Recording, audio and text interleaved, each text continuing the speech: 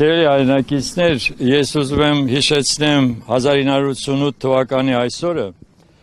երբ ամբողջ Հայաստանը եւ հայ ազգը ցնցվեց այն իրադարձություններից, որը կատարվեց Սումգայիթում։ Եթե հիշում եք, ապա հայ ժողովրդի մեր այդ հատվածը, Լեռնային Ղարաբաղի ժողովուրդը ինքնորոշման իրավունքի շնորհիվ խաղաղ ճանապարհով ուզում էր դուրս գալ Ադրբեջանի կազմից եւ մենք ստացանք Սումգայիթ։ Ինչ արեց հայ ժողովուրդը։ Ես այստեղ ուզում եմ հատուկ շեշտեմ։ Հայ ժողովուրդը խաղաղ ձևով ուզեց նորից հիշեցնել, որ չի կարելի վայրագություն անել։ Ում էինք մենք ասում, դա այդ վայրագ ժողովրդին էինք բացատրում, որ այդպես չի կարելի վարվել եւ եթե հիշում եք, ապա մարտի 8-ին Սիլվա Կապուտիկյանի գլխավորությամբ մեր կանայք խաղաղ երթով եկան Ծիծեռնակաբերդ, որպեսզի եւ մեր զոհերի հիշատակը հարգեն եւ նաեւ ցույց տան, որ հայ ժողովուրդը վայրագության ենթակա չի եւ ինքը չի կարող այդպես պատասխանել։ Ես ցավում եմ դրա համար, որովհետեւ մենք պետք է հասկանայինք, որ մենք գործ ունենք ոչ թե բարեկամի, այլ թշնամու հետ մինչեւ այսօր իրականացնող ցեղասպանությունը։ Նույնը կատարվեց արդեն հետո Կիրովաբադում, նույնը եղավ Մարաղայում, նույնը եղավ Բաքվում, մենք տեսել ենք այդ բոլոր իրադարձությունները եւ հետո շարունակվեց արդեն պատերազմի գործողություններով եւ նաեւ արդեն Արցախի հայաթափմամբ, որը նույնպես ցեղասպանություն է եւ ցեղասպանական գործողություններ։ Այստեղ է որ Հայաստանի Հանրապետության ղեկավար կոչվածները պարտավոր էին միջոցներ ձեռնարկել, որպեսզի թույլ չտային, որպեսզի հայաթափվեր Արցախը։ Սա անպայման գլխավոր խնդիրն է, որի համար նրանք պատասխան են տալու, որովհետև չի արվել որևէ լուրջ գործողություն, չի կատարվել որևէ մի պաշտպանական գործողություն, որպեսզի ապահովեն անվտանգությունը մեր ազգի այն հատվածի, որը հերոսաբար կարողացավ պայքարել եւ դուրս գալ Ադրբեջանի կազմից օրինական ճանապարհով։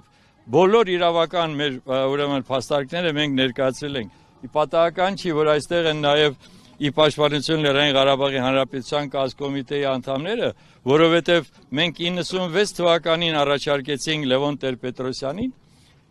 կազմակերպել համահայկական հավաք, կոնգրես, որտեղ հստակ ներկայացվեր հայ ժողովրդի դիրքորոշումը Արցախի վերաբերյալ, դոկտրինը, որի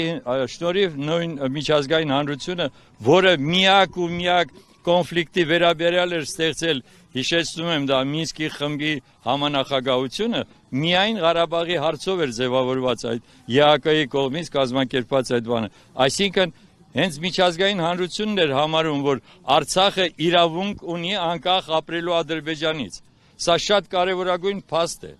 Եվ միջազգային հանրությունն էր, որ գտնում էր, որ անպայման պետք է գտնել այն որոշում, այն լուծումը, որով Արցախը կարող է լինել անկախ։ Եվ եթե Հայաստանի իշխանությունները ճանաչեին Լեռնային Ղարաբաղի Հանրապետության անկախությունը Ադրբեջանից, շեշտում եմ, այդ պարագայում արդեն նոր կլիներ Արցախի ժողովրդի որոշումը միավորվելու օրինական ճանապարհով միավորվելու Հայաստանի հետ։ Այստեղ շատ լուրջ խնդիրներ են կուտակված եւ ես համոզված ասում եմ, այս ամենը չի մոռացվելու, այս ամենը անպայման մենք նորից շարունակելու ենք Արցախյան շարժումը։ Արցախյան շարժումը չի կարող մեռնել կորչել, քանի դեռ մեր այդ ազգի մեր այդ հերոսները չեն կարողանում վերադառնալ իրենց հայրենիք։ Մենք սա պետք է անպայման այս պահին վերադարձի խնդիրը նորից դարձնենք ամենաարժական եւ միջազգային հանրությանը ներկայացնենք։ Ես համոզված եմ, որ մեր Արցախի ժողովուրդը նույնպես այս ամբողջ միասնությունը ցուցաբերելու է եւ հայ ժողովուրդը նորից 88 թվականի այդ շարժման ժամանակ այն միասնությունը, որը կար մեզ մոտ, նույնը պետք է իրականացվի առաջիկայում։ Ես դրանում ուղղակի համոզված եմ եւ ուզում եմ, որպեսզի մենք բոլորս նույնպես լծվենք այդ գաղափարով։